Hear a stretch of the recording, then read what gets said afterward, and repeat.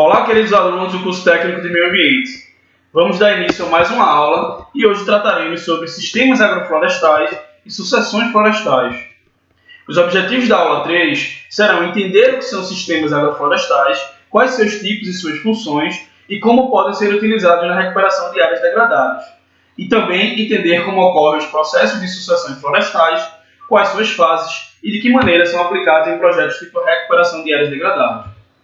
Os sistemas agroflorestais, também chamados de SAFs, por definição, são aquelas formas de uso e manejo dos recursos naturais, nos quais as espécies lenhosas, árvores, arbustos e palmeiras, são utilizadas em associações com cultivos agrícolas ou com animais, no mesmo espaço territorial, de maneira simultânea ou em uma sequência temporal. Os SAFs também são uma consociação de práticas, onde são observadas as características socioeconômicas, culturais, geográficas e ecológicas locais, associados com outros métodos tradicionais de agricultura, imitando assim os processos ecológicos naturais, ou seja, os SAFs são sistemas agrícolas que imitam a natureza. Entre as funções das plantas lenhosas dos SAFs estão: servem como quebra-ventos, favorecem a estabilização do solo em topografia íngreme, auxilia o controle das condições de umidade do solo, permitem a utilização mais eficiente de água, nutrientes e radiação solar. Existe uma grande variedade de tipos de SAFs, que variam de acordo com as diversas culturas e os interesses das comunidades produtoras, o que acarreta, assim, uma enorme amplitude no número de espécies envolvidas, na disposição das plantas no campo, no manejo, enfim, na complexidade do sistema. Um sistema considerado simples é aquele com apenas uma única espécie arbórea consociada com outra agrícola, normalmente disposta em linhas ou faixas, como mostra a figura. Já o sistema de SAF complexo, ele envolve inúmeras espécies integradas entre si e com o ambiente, manejados com base nos processos e fluxos naturais, como mostra a imagem abaixo, onde tem várias espécies distribuídas de maneira aleatória, consociadas, integradas entre si. Em áreas tropicais e subtropicais, os SAFs podem ser uma opção bastante interessante para a recuperação de áreas contaminadas ou degradadas, uma vez que eles permitem a utilização diversificada da vegetação e apresentam elementos que propiciam a conservação dos recursos naturais. Dessa forma, demonstra-se que a utilização do SAF para a recuperação de área degradada pela atividade antrópica, por exemplo, a mineração, é uma opção viável sob o ponto de vista ambiental, paisagístico e também econômico, por se tratar de uma técnica que é bem reduzida em questão de custos.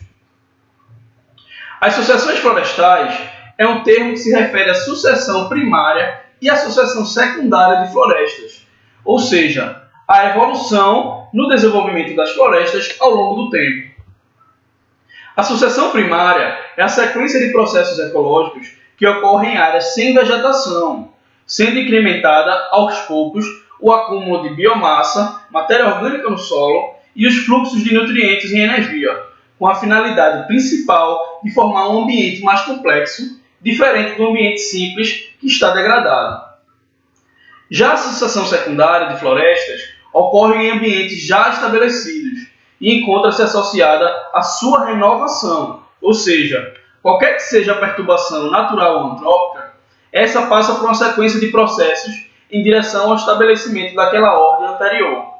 Um dos exemplos de sucessão secundária é a abertura de clareiras em florestas, que é reconhecida como um fator de renovação em florestas tropicais, que levam a uma progressiva, mas positiva mudança na composição florística da floresta, envolvendo combinações de estágios florísticos pioneiros, secundários iniciais, tardios e mais maduros, esses últimos chamados de clímax.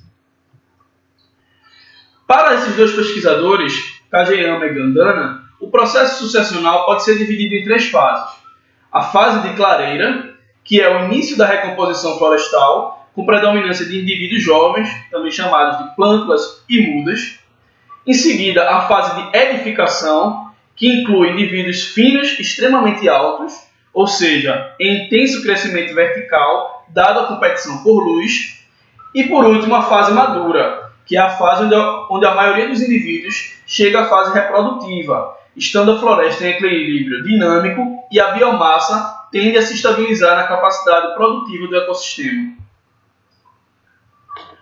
Então, a técnica de revegetação de sucessões florestais em áreas degradadas é recomendado que se utilize uma boa diversidade de espécies florestais, com funções ecológicas específicas e, importante, que elas sejam tolerantes a condições adversas existentes naquelas áreas, como, por exemplo, elevada temperatura, baixa umidade, elevada incidência de radiação, competição com espécies invasoras e baixa disponibilidade de nutrientes.